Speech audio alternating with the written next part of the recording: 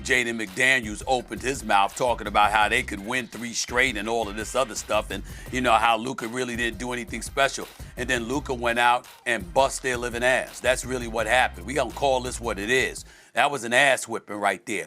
He had 12 points in the first 2 minutes and 53 seconds of the game. Look, he's having words with Snoop right now. Snoop appreciates. Ever since he started playing basketball, Luka Doncic has been dominating, fearlessly dominating his opponents, no matter the competition and no matter his age. That's all he knows, and that's all he does. Except, not everyone bought in the Luka Doncic hype at the time, especially in America. Can a kid from Europe really be that special? Today, he is one of, if not the best player in the entire world. You could argue that most people, even his doubters, would recognize that. And Luka Doncic absolutely does not lack doubters. He has had a lot, and I mean a lot of them. So how exactly did Luka go from another European flop and constant NBA media punching bag to the most feared player in the league? All of this goes back to 2017. An 18-year-old Luka Doncic is wreaking havoc all over Europe and therefore starting to make some real noise in the US. Usually, mainstream media is always a bit late to the party when it comes to international talent, especially back in 2017. But you can't really go unnoticed when you are quite literally one of the best players in Europe. I mean, Luka did win MVP in the Spanish League and the EuroLeague, the second best league in the world. We're talking about unprecedented stuff. In a year where there was no clear and overwhelming favorite to go first overall like an Anthony Davis, a Kevin Durant, or a LeBron James, this should warrant some real hype over there in the US, right? Like first overall pick worthy kind of hype? While some analysts had the Real Madrid point guard go #1 and recognized how special he could be, a vast majority of the mainstream media clearly did not. The reason why is pretty simple. Luka came from Europe. Sure, this wasn't the 80s anymore. There were a lot of foreign-born players in the NBA. Guys like Dirk, Tony Parker, or Pau Gasol paved the way and showed that Europeans could indeed be dominant in the NBA. But all these guys were drafted outside of the top 10. There were no real expectations surrounding them. If you looked at recent years, there weren't a lot of Europeans drafted in the top 10. Guys like Andrea Bargnani going #1 overall even set Europeans back and reinforced the stigma around them. The average American NBA fan or media member didn't completely trust someone coming from overseas. To them, there was nothing like competing against D1 athletes at college. There was no real competition outside of the US, and those players were soft. Things have changed a lot today, but at the time, players like the Greek Freak, Embiid, Jokic, or even Rudy were still coming into their own and hadn't completely shifted mentalities. So yes, a lot of people doubted Luka purely because he was from Europe. According to them, Luka wasn't physical or fast enough for the NBA and didn't play any defense. Your average European guy, according to the Stephen A. Smiths of the world. And let's be honest here, how many full Real Madrid games did these guys even watch before the draft? You know the answer. They were going off of narratives, and that's about it. For many in Europe, though,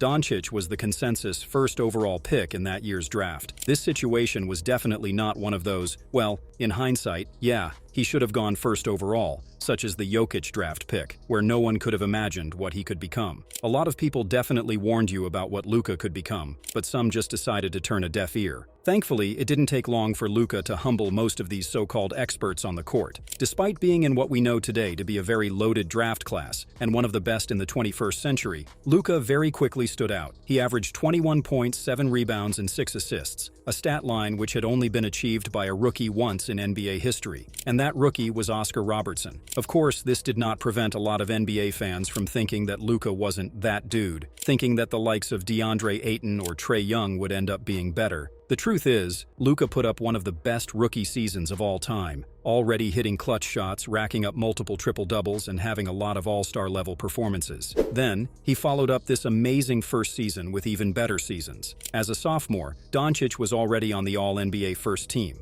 something he has achieved every single season of his career since his rookie season, top 10 in MVP, a near 30 points triple-double stat line for the season. And somehow, he got even better in his first appearance in the postseason. Scored more points, grabbed more rebounds, dished more assists, on better efficiency, and hit an iconic game-winner buzzer-beater 3 in Game 4 of the first-round series against the Clippers. And he did all that whilst being guarded by Paul George and Kawhi Leonard. At 20 years old, the entire NBA world was in awe of what this young man was doing. There really wasn't anything negative to say about him, even for those who really wanted to. He put everyone on notice. But then, the next few years of his career were more inconsistent, a lot of highs and lows. That obviously would not go unnoticed by the media. He had a 2020-2021 season that was eerily similar. Still the same great stat line, the same triple-doubles and clutch shots. The praise around the Mavericks point guard was at its highest. Luka was playing out of his mind and definitely carried a Mavericks team that had a lot of flaws. So when the playoffs came around and the Mavericks were once again facing the Clippers, Luka had to up his game a notch. And he did. He averaged 35 points a game on very good efficiency and was doing everything and more on offense. The Mavericks even had a 3-2 lead and a chance to win their first playoff series in the Luka era against a Clippers team that was clearly favored. However, Dallas couldn't finish the series off and got blown out in Game 7. A bad look for the third-year player. Luka's numbers looked great, though. The truth is, more often than not, he was gassed by the time the fourth quarter came around because of all of the work he did in the first 3 quarters. The ball was always in his hands, and the Mavs offense was just Luka cooking the whole time. For instance, in Game 7 against the Clippers, he had 46 points, including 29 points going 10-14 from the field in the first half. In the second half, he only scored 17 points on 16 shots. This was one of the recurring issues in this series. Another one was that Luka wasn't passing the ball enough. Now, this divided people. Some thought the heliocentric offense just doesn't lead to championships and that Doncic needs to change his style of play and get his teammates more involved in order for them to play better, especially Porzingis, who seemed like a shell of his former self in Dallas. And I mean, Luka took 30 shots in Game 7, same as PG and Kawhi combined. On the other hand, people argued he just didn't have enough help, which is more than a fair point. In that same game, the Mavericks bench scored a whopping 6 points. Boban was the starting center and played 30 minutes. Tim Hardaway Jr. shot 1-9 from 3. Kristaps was not as impactful as you would want from your co-star. Yes, Doncic was very polarizing. All this talk about him being potentially the best player in the league, the LeBron James of this next generation, and yet he's about to enter year 4 without having won a single playoff series. Except, it wasn't only about the Dallas Mavericks' lack of winning as a team. Luka was targeted, once again, as an individual, because of his attitude and lack of professionalism. Doncic would show up out of shape almost every year at training camp. One might argue that even in the 2024 playoffs, where he led his team to the finals, he wasn't in great shape either. The Wonder Boy was also not very interested in the defensive side of the ball, often caught not running back on defense and instead complaining to the refs. A lot. No matter how good he was offensively, no matter the kind of insane moves he would pull out, this kind of attitude clearly did not make him a fan or a media favorite. Many thought that he got away with a lot and wasn't a winner. But then, everything changed in the 2021-2022 season, or so we thought. The Kristaps-Porzingis experiment clearly was not working, which some people happily blamed on Luka Doncic's inability to involve his teammates in the offense, turning the former Knick into a simple 3-and-D, when in reality, everyone, including Kristaps himself, was to blame for this failed experiment. Luka was then left with no all-star alongside him. I mean, unless you consider Spencer Dinwiddie or Dorian Finney-Smith to be one. Instead, a lot of really good role players who had no problems doing the dirty work and letting Luka do Luka things. This formula exceeded expectations in the 2022 playoffs, when the Mavericks not only won their first series with Luka Doncic, but also went to the conference finals. To get there, Luka inflicted to the Phoenix Suns one of the most humiliating losses in the history of NBA in Game 7 of the second round. He destroyed this team on the court, but also off the court. They never quite recovered. This was the game that showed people that Doncic is not only a great basketball player, he's also a killer. You do not want to mess with him, or you will regret it. But we also got to witness the breakthrough of Jalen Brunson alongside Luka, which showed us that the Slovenian could let someone else handle the ball. He didn't have to have the ball in his hands 24/7. Some growth in his game that eventually opened up new possibilities that will be rather important later on. This was it. After years of dominating individually, Luka finally had a successful season collectively, and the media had nothing to blame him for. So what if he's not the fittest? He's winning now. Except, it was not exactly like that. See, just like some other all-time greats, no matter how good you are individually, the first few seasons can be a bit rough. Even after a successful season, there is absolutely no guarantee that you will be back the following season. Championships don't come that easy in the league. Michael Jordan and LeBron James both needed 7 years to win their first championship. So when Brunson walked in free agency to go to New York, Dallas was left with virtually no one to be Luka's sidekick. For a generational talent entering his prime, this was a massive failure. And so, as one could have expected, the 2023 season was a massive failure. Luka was great, once again, averaging 32 points per game, the highest of his career, on the best field goals percentage of his career too. But it didn't lead to a lot of wins. A perfect opportunity for his doubters to go "I told you so" mode regarding the Doncic is not a winning player narrative that had been floating around the internet for the past few years. And when the Kyrie Irving trade happened, things got even worse. The Mavericks did not improve from their early season struggles. The defense was atrocious, Luka was useless off the ball, and there seemed to be a lot of confusion in clutch time situations. Things got so bad that the Mavericks missed the playoffs entirely after back-to-back humiliating losses against the Charlotte Hornets G League squad. Dallas even had to tank at the end of the season in order to keep their pick and got fined $750,000 for it. Meanwhile, Brunson and Porzingis were thriving on their new teams. This definitely didn't help Luka's case. People started questioning if he was holding them back and if a free agent star would ever want to play with him. I mean, why would you, as an all-star caliber player, want to play with a ball hog that will tell you to stay in the corner and watch him hoop? Everything that could have gone wrong went wrong. Kyrie was about to be a free agent, and the Luka asking out rumors started already. His reputation was at its worst. This was rock bottom for him. As a result, there were a lot of questions heading into the 2023-2024 season.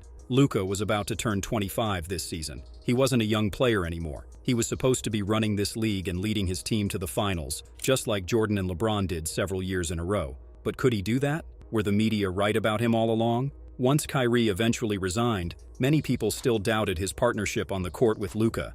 Can they really coexist? How will Doncic be any useful when the ball is in Kyrie's hands? Will Kyrie be also reduced to a 3-and-D guy like Porzingis was? How will they defend opposing guards? The Luka Doncic stock was not at an all-time high. The discourse surrounding him was not even about him not being good enough, nor was it about him not showing up in the playoffs. In reality, it had more to do with really high expectations created by the media themselves. When the truth is, many legends before him went through a similar phase where the team results weren't there yet. Considering the kind of teams Luka played on, was it really fair to blame it on Luka? None of those Mavericks were ever expected to go far in the playoffs, let's be real. The roster construction was very questionable. Nobody was going into the postseason thinking the Mavericks were better than the Warriors, Clippers, or the Suns. Except, this is actually a bigger issue than just Luka Doncic. All this constant talk about him is simply a reflection of how international players are viewed and treated by the American NBA media landscape. Analysts such as Stephen A. Smith, Kendrick Perkins, or even Gilbert Arenas have made it quite clear over the years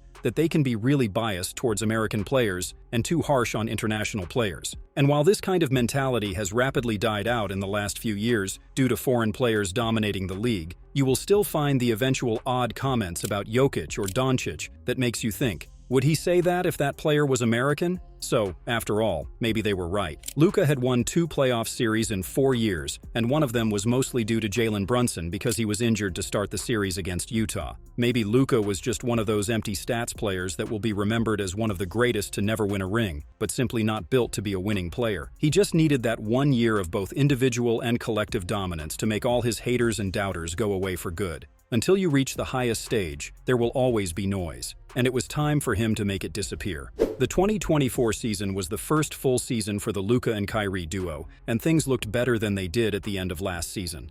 Doncic was in better shape and playing the best basketball of his life. I mean, the man averaged 37 points, 9 rebounds, and 11 assists for the first 2 months of the season. The biggest change? He was hitting threes. Luka takes very contested and tough threes, so his percentages are always a little skewed. But for the first 5 years of his career, he was a 33% three-point shooter. If there was one thing teams were willing to give Luka, it was a step-back three. It really was the best option. In 2024, it was not anymore. He shot 38% on more than 10 attempts per game. He also shut down the narratives about him making his teammates worse and not sharing the ball. After dealing with some injuries early in the season, Kyrie came back and looked like the all-star he is next to Luka. After making some timely mid-season trades to acquire PJ Washington and Daniel Gafford, this Mavs team became way better on the defensive end. With rookie center Derek Lively balling out, they had a real center rotation and actual lob threats for Luka. Yes, one of the best passers to ever play this game had to wait for his 6th season to have great lob threats,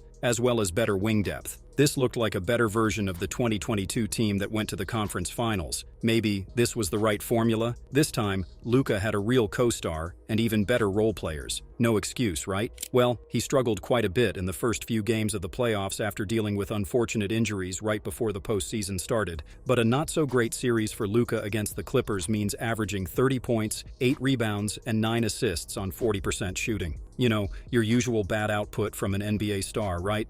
That was until Luka's turning point. In a very competitive series against the first-seeded Thunder, Both teams were tied 2-2 going back to Oklahoma City. In that Game 5, Doncic elevated his play and finally played like he did in the regular season. A 30 points triple-double on great efficiency, and the Mavs easily won a very important game on the road. After this game, he did not look back. In fact, he has averaged 31 points, 10 rebounds, and 9 assists on 50% from the floor and 45% from 3 to make it to the finals. And this includes an insane series against the best defense in the NBA, the Minnesota Timberwolves. This looked like the perfect test to judge him. At 25, 4 wins away from the NBA Finals, against a tough defense but also rather inexperienced in the playoffs, the pressure was on him. All the eyes were on him. How would he answer? Luka absolutely toyed with that defense. Whatever scheme they tried to throw at him, he exploited it perfectly. Whether it was through scoring or assisting, he always found a weakness to abuse. The cherry on top was, of course, the game winner on top of the Defensive Player of the Year head, in his home.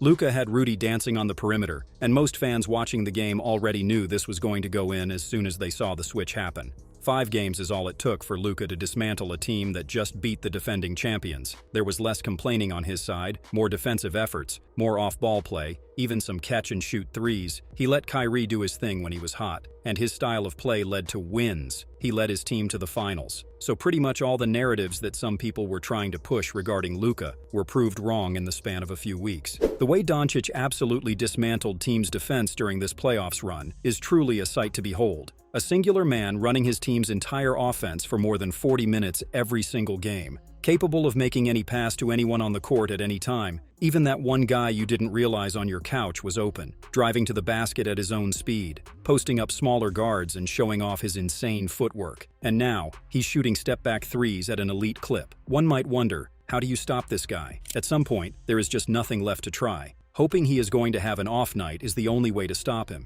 That is the level of fear and despair that Luka Doncic has instilled in people in the 2024 playoffs. Everyone in the NBA landscape knew Luka was very talented, insanely good at the game of basketball. This was the only thing he needed to do in order for his doubters to finally acknowledge him as more than good, more than great, the best in the league.